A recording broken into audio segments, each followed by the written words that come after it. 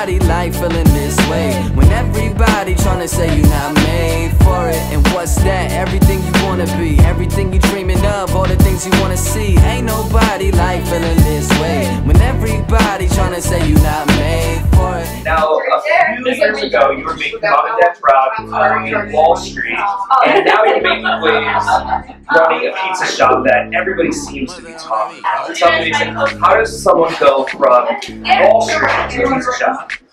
With great difficulty. So yeah, I didn't know anything about making pizza or anything, but I wanted to run my business and like the dollar pizza stores in Manhattan.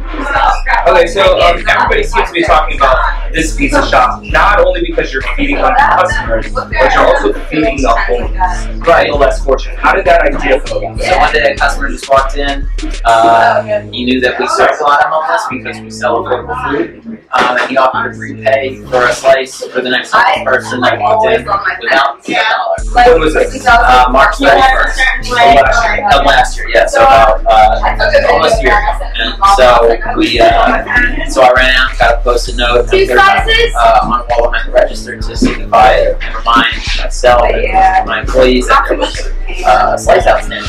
So now you have this huge pay-it-forward system, and it's a pretty basic concept. How does the concept work? Basically, people can buy pizza for themselves, and it's $1 per slice, or they can buy pizza from someone else, and that's $1 per slice, and they just tell the cashier how many slices they want for themselves or for someone else. And then they can post it. They can write a post-it. Because we keep track of the register, the post-its are just symbolic. They can write as many post-its as they want. And some people don't have a ton of time but want to give a lot of pizza, so they can write however many post-its they want, and we make sure to give away the proper. Okay, how many people have you fed with this? So we've given away 11,000, more than 11,000, close to 11,000. More than 11,000 slices to homeless and less fortunate people in under Yeah. So at the end of the day, this is a pizza shop. So I want to try some of your pizza. Let's do it. Let's try some of your pizza. Yeah. Give me pizza!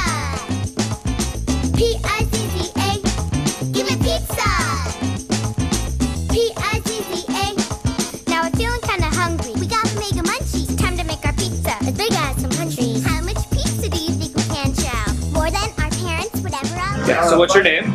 My name's Frank Connor. Okay. I used to be out on the streets for roughly about 2.5 years. I was really strung out on heroin. Most nuts how they need. I was living to use and using to live, but rarely did I eat.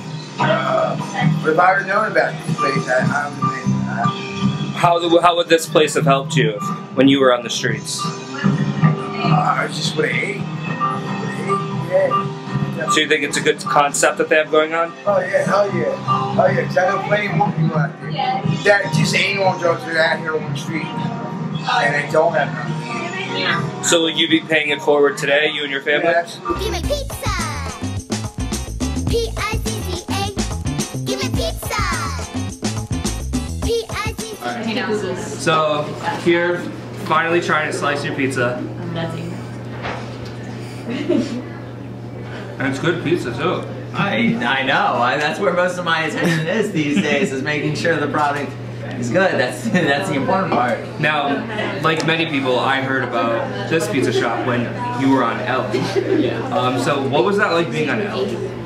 It was, you know, really a lot of fun. It was just cool to like see how that whole show gets made And meet her. Ellen, and you know, I mean, it was a very unique position, right? Because like, if I saw Ellen walking down the street, I would go up to Ellen and ask her questions like, "Oh my God, what are you doing in Philly? How are you? You're so cool, blah blah blah." But it was reversed, right? She was asking me questions, and it wasn't until like I settled down and you know I calmed down, and a couple of days later when I realized how like unique and lucky I was to be sitting in that chair and be talking with She gave Ellen. you a gift, which you do have in your window inside. Oh, I love that thing. She gave me two things: the sign that I put out there and the $10,000 What are check. you doing with that? Well, I just put it all towards pizza, right? Yeah. So that's 10,000 slices that we can give away. Nice. And but to be honest with you, like she gives $10,000 away like water to every one of her guests. Nobody else has that sign. I love that sign. That is one of my most favorite things that I have. What really caught my attention is how you had this great job, this seemingly great job on a piece of paper, and you weren't happy, so you went and chased what made you happy. I think a lot of people have jobs today, and they find early on in their career that they're not happy doing what they're doing, what they thought would make them happy, but they're too scared to go and make that change. What advice would you have for people in today's generation who get that job and they find that they're not happy early on in their career, but they're too afraid to make the change and do what they want to do? I would say just research what you want to do very in depth, and you'll grow comfortable and grow confident enough to leave your job. Like when I left my job on Wall Street, I didn't know nothing about meat. Like I had researched and called up a lot of food purveyors and gotten prices on rental rates and where to go from there. And I felt confident enough that I could do this.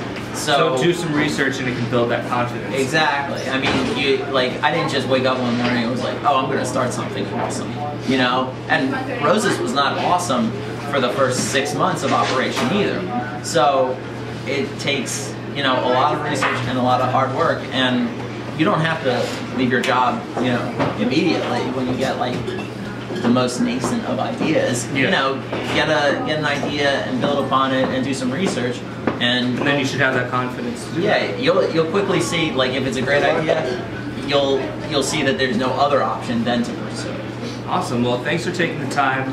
I'm going to finish this pizza, and then before I leave, of course, I'm going to post it up on the wall and pay it forward. Thank you so much. Good. Thanks, man.